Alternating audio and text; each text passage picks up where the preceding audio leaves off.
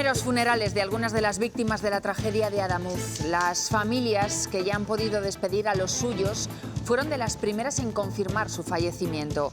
A día de hoy siguen los trabajos para retirar los trenes accidentados. Buenas tardes. Y en medio de esos trabajos hoy se ha confirmado lo que ya se temía. Había 2 víctimas más entre los escombros, así que la cifra de fallecidos ha aumentado a 45. Todo apunta ya a un fallo en la vía como causa del accidente, pero todavía queda investigación por delante y críticas al Gobierno. Primero, la comparecencia de Pedro Sánchez en un pleno extraordinario. El Gobierno ha contribuido a esa sensación de inseguridad, con ese caos. Nosotros nos hemos personado en los tribunales para presentar querellas en los juzgados que ya están investigando la tragedia. Y hoy tenemos que sumar un accidente más a los siniestros de los últimos días. Es el cuarto desde el domingo, esta vez en Cartagena, en Murcia. Una grúa ajena a Renfe ha invadido la vía y ha golpeado al convoy. Hay 6 heridos. Les contamos también el tiempo que se espera de cara a mañana y al sábado, porque vuelven las nevadas. De hecho, hay avisos por toda la comunidad y Protección Civil también ha declarado la alerta. Roberto Ponce. Alerta en todas las provincias a partir de esta medianoche. Mañana se espera un día complicado, con previsión de nevadas prácticamente en cualquier punto de Castilla y León, porque la cota podría ir bajando hasta los 500 metros. Inauguración oficial de Fitur, una cita con el turismo internacional en la que Castilla y León presenta sus mayores atractivos. Gastronomía, cultura, patrimonio o un cielo ideal para ver un eclipse este verano. Primer Consejo de Gobierno en Castilla y León después de que ya sepamos oficialmente la fecha de las elecciones. El Gobierno autonómico se ha vuelto a posicionar en contra del acuerdo con Mercosur tal y como está planteado ahora mismo. Elena Rodríguez. Sí, porque para el Ejecutivo Autonómico ese texto todavía no recoge medidas relevantes que vayan a garantizar la igualdad entre los productores. Fernández Carriedo ha manifestado que sería necesario incluir cláusulas espejo y que haya reciprocidad en la normativa europea. Los médicos de toda España convocan una huelga indefinida que comenzará el próximo 16 de febrero. Están en contra del nuevo borrador del Estatuto Marco. Y quédense hasta el final porque les contamos que el segundo turista español que ha viajado al espacio también es de Castilla y León. Después del presentador leonés Jesús Calleja, hoy lo ha conseguido un vallisoletano.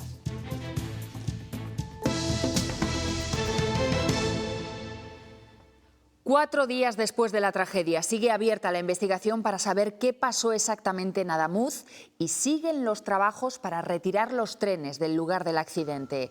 Se despeja la vía y se recogen muestras y pruebas que podrían ser determinantes. Y hoy, en medio de esos trabajos en la vía, se ha confirmado lo que ya se sospechaba. Había 2 víctimas más entre los restos de los trenes. Esos 2 cuerpos elevan el número de fallecidos a 45. La inmensa mayoría ya han sido identificados.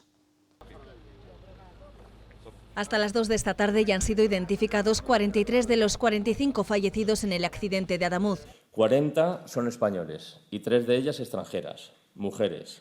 Todavía quedan muchos interrogantes sin respuesta. Aún no se han volcado las cajas negras. Tampoco se sabe si las marcas encontradas en las ruedas de Lirio y de otros trenes que pasaron con anterioridad tienen que ver con un fallo en la vía o por qué salió despedida esta pieza de 10 toneladas hasta un arroyo a casi 300 metros del punto siniestrado. El ministro Marlaska ha destacado la inmediatez de la respuesta de la Guardia Civil. En 12 minutos se trasladó al lugar de los hechos. Se enteraron en el sitio de que había un segundo tren accidentado. Me informó uno de los señores que provenían de un segundo tren y que había bastantes personas heridas y fallecidas. Prestando ayuda les llamó la atención una niña de apenas 6 años. Porque ella decía, y me extrañó por eso, que sus padres habían muerto, pero lo contaba como que estuviera metida en una película, no lloraba. Precisamente hoy Al Jararque ha celebrado el funeral más doloroso de la tragedia de Adamuz.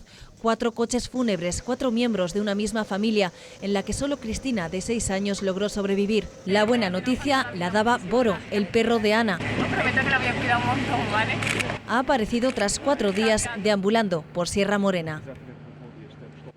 El seguro obligatorio de viajeros, incluido desde 1989 al comprar billete para viajar en transporte público, garantiza las indemnizaciones a las víctimas. Lo tiene que contratar el operador, en este caso Renfe o Irio, y únicamente indemniza los daños corporales de los viajeros. En ambas compañías se puede gestionar el accidente vía online o telefónica. El plazo para solicitarlo, no obstante, es aún largo. Tiene un año desde la estabilización de las lesiones, es decir, desde la curación de la persona lesionada. En el caso del fallecimiento, desde el momento en que se certifica el fallecimiento de la persona. En cuanto a documentación, lo primordial es el billete del viaje. Si se trata de heridos, además, tiene que reclamar parte médico de urgencias, parte de lesiones, informes diagnósticos, partes de baja y alta médica. Para estos afectados, el dinero en juego va de los 84.000 a los 2.400 euros, dependiendo de lesiones y categorías. En función de las secuelas que les hayan quedado. Por ejemplo, la pérdida de una extremidad, una cicatriz en la cabeza, una rotura de un brazo. En el caso de que la persona haya fallecido o lo haga en el año y medio posterior al accidente, sus herederos cobrarán más de 72.000 euros. Además del billete de tren, tienen que conseguir certificado de función, libro de familia, testamento, últimas voluntades y, si no hay testamento, una declaración de herederos. El dinero debe llegar en un mes como máximo. Un proceso mucho más largo y de tipo judicial tras la investigación será el que determine la responsabilidad civil, de donde saldrán más indemnizaciones. Y hoy también, cuarto trayecto ferroviario que reduce la velocidad desde el accidente de Adamuz. Tras las líneas de Madrid-Barcelona y Madrid-Valencia, hoy Adif ha comunicado que hará lo propio en parte del trayecto de Ourense a Santiago. Es decir, el recorrido donde se produjo el accidente de Angrois en 2013, hace 13 años, que dejó 80 muertos, y ese sí, por exceso de velocidad. La marcha se reduce de 300 a 220 kilómetros por hora, a raíz de la queja de varios maquinistas por las vibraciones. El PP critica que el Gobierno haya cambiado de criterio varias veces esta semana respecto a la velocidad en las vías y dice que por su culpa los ciudadanos tienen una sensación de inseguridad. Piden que Sánchez comparezca en el Congreso. Vox directamente dice que va a acudir a los tribunales. El Partido Popular acusa al Gobierno de sembrar intranquilidad. Muchos españoles están planteando, ostras, cojo el tren. El Gobierno ha contribuido a esa sensación de inseguridad, con ese caos de desmentidos, digo, no digo, ahora quito la velocidad, ahora no lo explico, echo la culpa a los maquinistas. Anuncia que pedirá la comparecencia en el Congreso de Pedro Sánchez, del presidente de Adif y de Óscar Puente. Los populares apuntan incoherencias en las explicaciones del ministro. Lo que no puede decir el señor Puente es que no sabe cuál es el motivo del accidente, pero que desde luego no es su responsabilidad, no es por el mantenimiento. O lo sabe o no lo sabe. Vox anuncia que presentará querellas en los juzgados que se encarguen del accidente de Adamuz. Entendemos que alguien tiene que asumir estas responsabilidades, las políticas y las responsabilidades penales, sin ninguna duda, y de hecho nosotros nos hemos personado en los tribunales. La gestión ferroviària aleja al socio que el Gobierno tratava de acercar. És evident que aquest govern ja ha acreditat la seva sonora incompetència, la seva clamorosa incompetència. Junts carga contra Moncloa por el colapso de Rodalies y culpa al Estado de una situación que dice que es injustificable. Y hoy, nuevo accidente ferroviario, esta vez en Cartagena, en Murcia. Un tren ha chocado contra un camión grúa. 6 pasajeros han resultado heridos leves de los 16 que viajaban a bordo. En este caso no hubo descarrilamiento. De hecho, fue la grúa la que invadió la vía y chocó lateralmente contra el tren.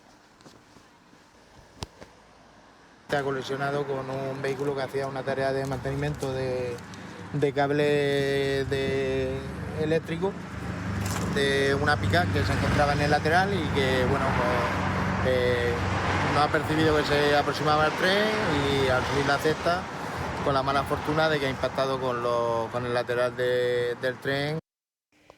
Bueno, con ese ya son 4 los accidentes ferroviarios en apenas 5 días en nuestro país. El de Adamuz, el de Cartagena de hoy mismo y los 2 de Barcelona que se producían en la noche del martes. Allí murió un maquinista y varias personas resultaron heridas, entre ellas una maquinista también en prácticas de León. Y hoy, después de horas de negociación, se ha acordado recuperar el servicio ferroviario allí, en Cataluña. Rodalies volverá a funcionar en las próximas horas o días, aunque primero se tienen que revisar todas las líneas. Los maquinistas reclaman un mayor mantenimiento de las infraestructuras y que también se tengan más en cuenta esos reportes que ellos mismos envían desde primera línea de trabajo. La huelga afectará a unos 7.000 trabajadores, más de 6.000 pertenecen a Renfe y el resto a las operadoras privadas. Desde su sindicato, SEMAF, consideran que se han visto obligados a convocar esta huelga por los acontecimientos de los últimos días y porque, según dicen, urge que cambie la situación. Una situación que los maquinistas definen así. Estamos viviendo, yo creo que la tormenta perfecta en el ferrocarril. Porque es verdad que la inversión está siendo notable en nuevas infraestructuras. Pero nosotros creemos que se tiene que invertir y hacer un gasto mayor en el mantenimiento preventivo de las infraestructuras que ya tenemos, porque realmente es lo que vemos que al final está fallando, que nos encontramos grandes imperfecciones. Tenemos que reportar mucho más esas imperfecciones los profesionales que estamos en primera línea. Creo que es un círculo vicioso que tenemos que cortar en algún momento. Y ese momento para el sindicato de maquinistas es ahora. Huelga para el 9, 10 y 11 de febrero. Si estamos en esta situación es básicamente porque hemos tenido 2 accidentes graves con muertos en menos de 48 horas, lo que indica que ya no son casualidades, sino que hay alguna carencia, alguna deficiencia en el sector ferroviario. Y los maquinistas también reclaman que se tengan más en cuenta los reportes que ellos envían desde primera línea. Otro sector que ha anunciado la convocatoria de huelga es el de los médicos. Parón nacional e indefinido que comenzará el próximo 16 de febrero para protestar contra el borrador del Estatuto Marco que propone el Ministerio de Sanidad. Los paros están planteados en principio desde el mes de febrero hasta el mes de junio, una semana laboral al mes. La primera sería esa, la del 16 de febrero. También se ha convocado una manifestación el fin de semana previo, el 14 de febrero, en Madrid, a la que están llamados todos los facultativos de España. Se encuentran en contra de ese borrador del Estatuto Marco y quieren uno separado, independiente de los demás profesionales sanitarios. Dicen que así empeoran sus condiciones. Nosotros pedimos tanto a los representantes del Ministerio como al Gobierno de España que tome cartas en el asunto y que no permita, por la cerrazón de una ministra, que se produzca una situación tan grave como una huelga durante meses, que ya está convocada durante meses, porque no se quiere dialogar y no se quiere negociar. Se llama Ingrid, es la nueva borrasca que nos hace contener la respiración de cara al fin de semana. Afectará de lleno al noroeste peninsular y hoy ya se ha dejado notar en Galicia. Allí están en aviso rojo un día más por fuerte oleaje. No llegamos a tanto en Castilla y León. Los avisos no llegarán a ser de color rojo, pero sí hay algunos naranjas activados de cara a las próximas horas. Hay riesgo de nevadas por toda la comunidad. Roberto Ponce. Y además prácticamente en cualquier cota, que irá descendiendo con el paso de las horas en todas las provincias de Castilla y León. Aquí hoy estaba situada en los 1.500 metros. Caerá esta madrugada y mañana se espera que nieve a unos 800. El sábado a 600 metros. El aviso en la provincia abulense es de color naranja, salvo al sur de nuestro territorio, donde es amarillo, y la probabilidad de que se produzcan este tipo de precipitaciones se eleva al 95% a primera hora de la tarde del viernes.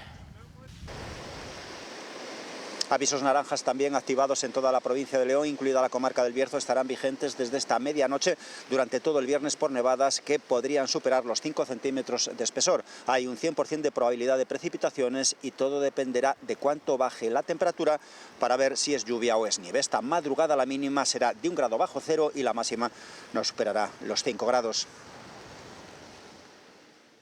Ya tenemos a la borrasca de alto impacto Ingrid tocando a la puerta y lo peor lo esperamos sobre todo para la noche del viernes al sábado. De hecho, si miramos los acumulados de nieve en nuestra comunidad hasta ese momento, hasta la madrugada del sábado, destacan esas cantidades que pueden llegar a ser incluso superiores a los 40-50 centímetros en zonas de montaña del sistema central, el ibérico y también en la Cantábrica, pero es que en zonas de meseta, sobre todo del sur, en Salamanca, en Ávila, en Segovia y también en Soria, en las propias capitales podemos llegar a registrar hasta 10 o 15 centímetros en el mejor de los escenarios. Una nevada que cuajaría bien porque la temperatura va a ser negativa en la mayor parte de nuestra geografía, con esas cifras que van a estar entre los 0 y los menos 3 grados negativos en buena parte de la comunidad, salvo en zonas del centro de la meseta donde se situarán ligeramente por encima de los 0 grados.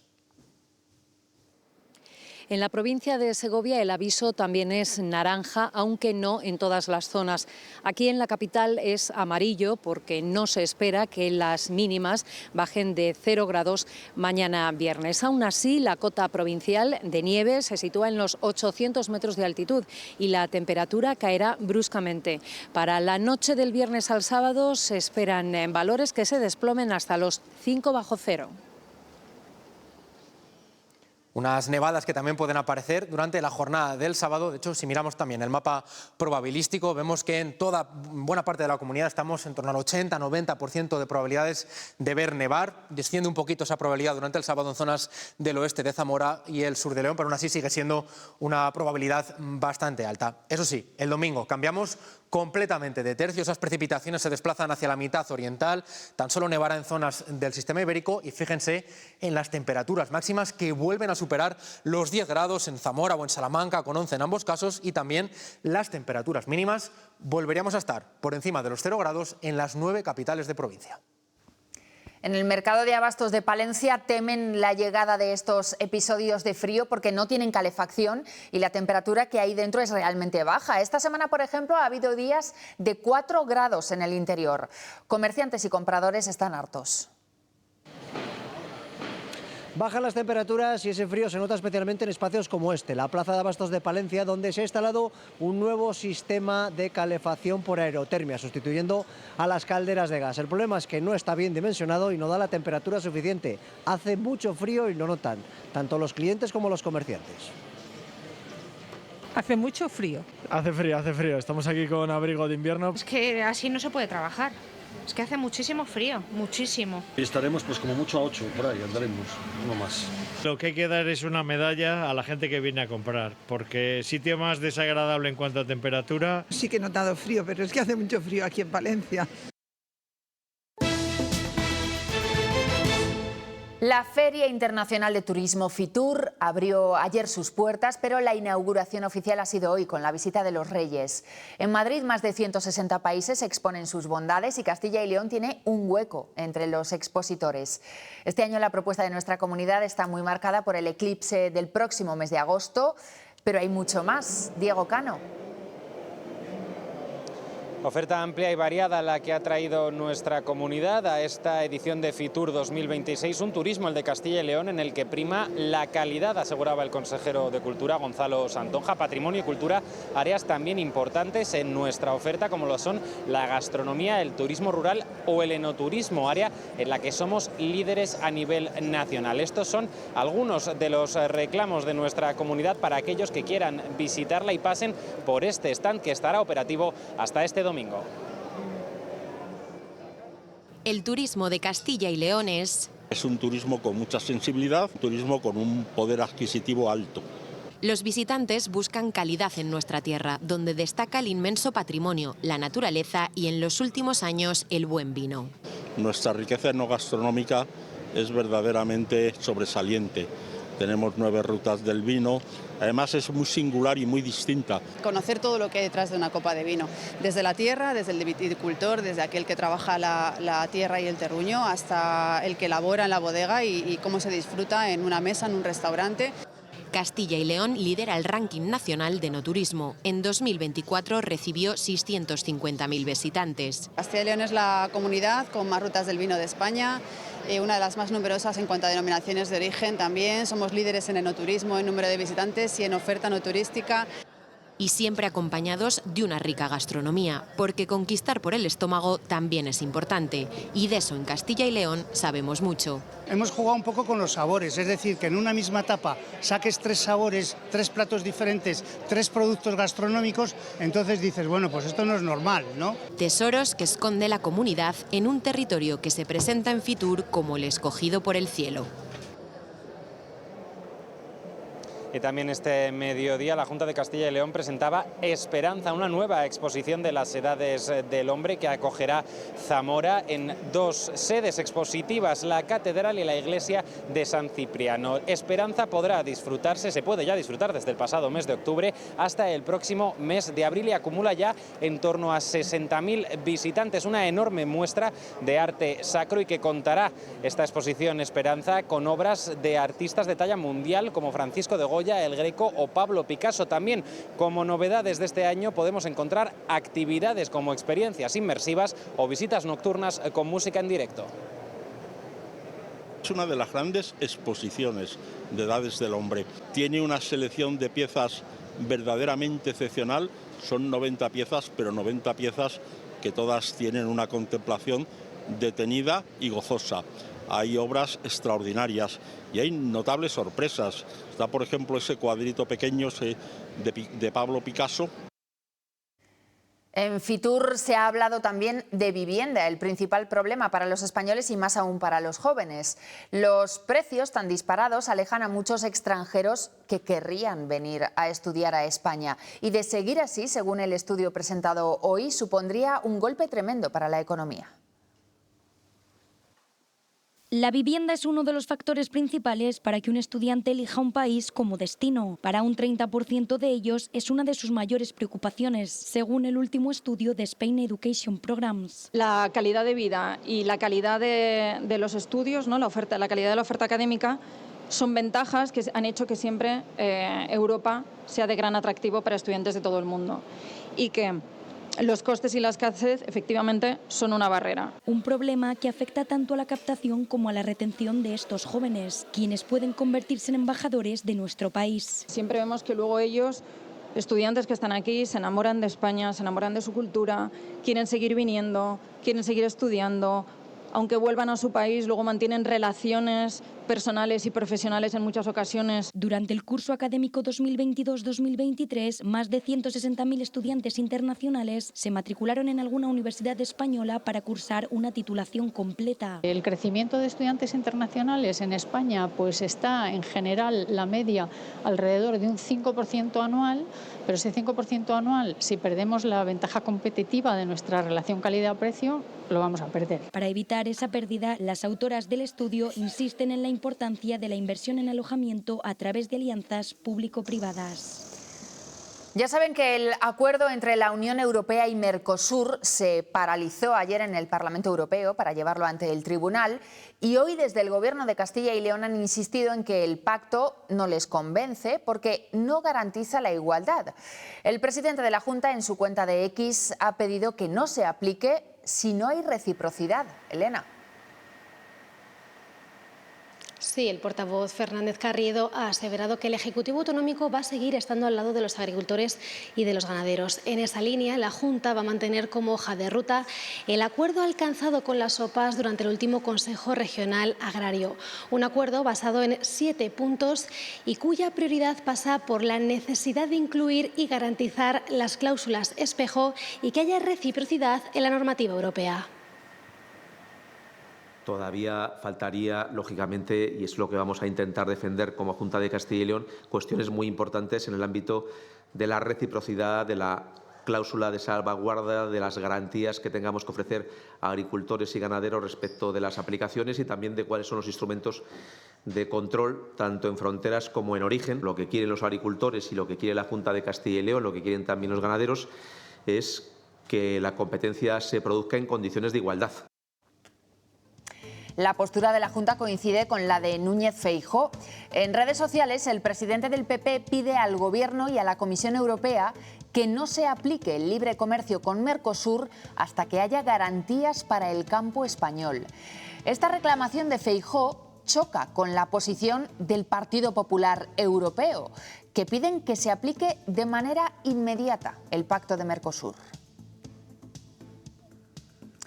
Y otro acuerdo comercial que se iba a aprobar entre la Unión Europea y Estados Unidos se ha suspendido por las tensiones con Donald Trump, por su intención de controlar Groenlandia. Bruselas asegura que no seguirá adelante mientras haya amenazas y reclama volver a la cooperación. Mientras tanto, Trump asegura que hay un acuerdo preliminar sobre el futuro de la isla y que retira sus amenazas de aranceles a 8 miembros de la OTAN. Hoy, durante la ceremonia de constitución de la Junta de Paz, Donald Trump ha aprovechado su intervención para señalar directamente a España. El presidente de Estados Unidos cuestiona el compromiso español con la OTAN y el gasto en defensa. También conseguí que prácticamente todos los aliados de la OTAN se comprometieran a aumentar su gasto en defensa hasta el 5% del PIB. Todos menos España. No sé qué está pasando con España. ¿Por qué no lo hacen?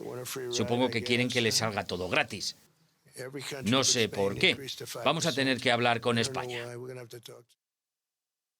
Nosotros consideramos que con el 2,1% es suficiente para entregar las capacidades, para poner a disposición de la OTAN las capacidades que nos han solicitado, pero que a nadie le quepa la menor duda. España es un aliado fiable y participa plenamente de la seguridad euroatlántica. No es una libertad plena ni absoluta, es una libertad condicional, lo cual sigue coartando derechos primordiales del ciudadano venezolano. Siguen navegando entre la incertidumbre, el temor y el optimismo. También los venezolanos después de la intervención de Estados Unidos de principios de año. Y mientras continúa también el goteo de excarcelaciones, entre ellas la de un vallisoletano que llevaba en prisión desde 2024.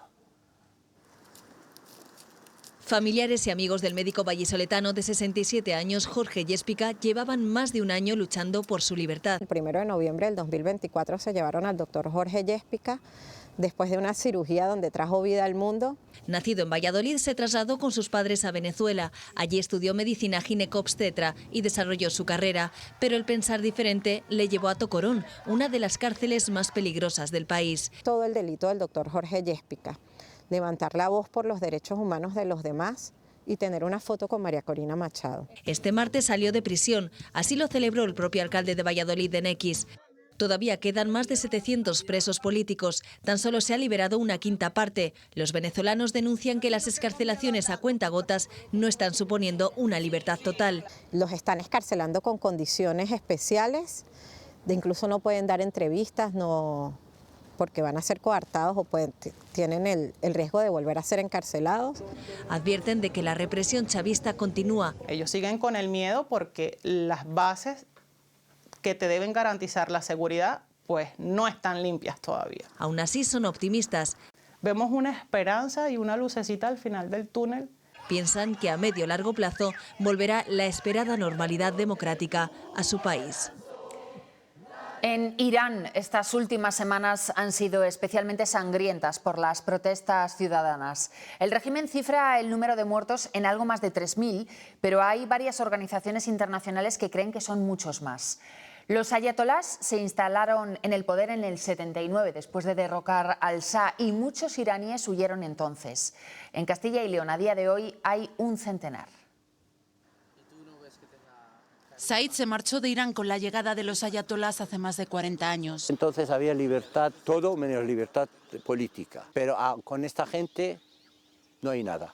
O sea, ni hay libertad de vestir, ni hay libertad política. La fuerte crisis económica ha contribuido a encender el descontento en un país en el que más del 60% de la población tiene menos de 30 años y la mitad es mujer. Ellas pueden haber sido la cerilla, pero ahora se suma esa crisis económica y todo lo que está pasando en el mundo, que puedan ser invadidos por Trump, muchos de ellos, como ha pasado en Venezuela, pidiendo que esto suceda, pero otros de ellos imagino que es como vamos a solucionar esto nosotros y no perder nuestra tierra. El padre de Yasmín también huyó de los ayatolás. Con las telecomunicaciones cortadas llegan noticias de más de 12.000 muertos en las revueltas. Llevan días sin poder contactar con sus allegados. Pienso en la angustia que están pasando ellos y es lo que a mí más angustia me genera. Es la vida de emigrantes. Nosotros siempre tenemos miedo. Lo que pasa es que yo ya me he mentalizado. Y su vida aquí está, pero les turba el futuro. Soy pesimista. Yo creo que no se va a cambiar. La gente antes de irse van a dejar Irán hecho un solar. No sé si es para bien, para mal o qué, pero que ahora es el momento del cambio, sí. De su tierra tan rica en cultura, posición y también en recursos como el petróleo. Nuevo caso de presunto asesinato en una residencia de mayores de Castilla y León. Recuerden que en noviembre a Encarnita Polo la estrangularon en una residencia de Ávila. Esta vez ha sido en León. La Guardia Civil ha detenido a un hombre de 80 años tras la muerte de su compañero de habitación en Santa Colomba de Somoza. La Policía Judicial de la Guardia Civil de León ha detenido a un octogenario por presuntamente asesinar a su compañero de habitación en la residencia de mayores del municipio leonés de Santa Colomba de Somoza. Los hechos se produjeron este pasado domingo. Ahora mismo el acusado se encuentra internado en un centro aquí en León, adaptado a las circunstancias personales de salud de este octogenario. Y ha sido un día muy tenso en Navaleno, en Soria. Un hombre se ha atrincherado con sus 2 hijos en casa. Al parecer los habría recogido del colegio y se habría encerrado en la vivienda. Todo porque su mujer le había amenazado con denunciarle por malos tratos. Amplio despliegue de la Guardia Civil en Navaleno, en Soria, después de que un hombre durante las primeras horas de la jornada se personara en el colegio de la localidad y se llevase con actitud violenta a sus 2 hijos hasta este domicilio donde se ha atrincherado. Hasta aquí se han desplegado numerosas dotaciones de la Guardia Civil hasta lograr sacar de su domicilio al hombre atrincherado con sus 2 hijos. Se trata de un hombre con antecedentes y es que ya el año pasado causó destrozos en el centro de salud donde llegó a agredir incluso a un agente. Y la Guardia Civil de Burgos ha detenido a un hombre de 35 años por crear imágenes sexuales con inteligencia artificial de una mujer de 20 años con una discapacidad intelectual del 85%. A partir de una fotografía de la joven, el detenido creaba digitalmente una animación en la que la víctima se desnudaba. Al autor se le atribuye un delito de pornografía infantil.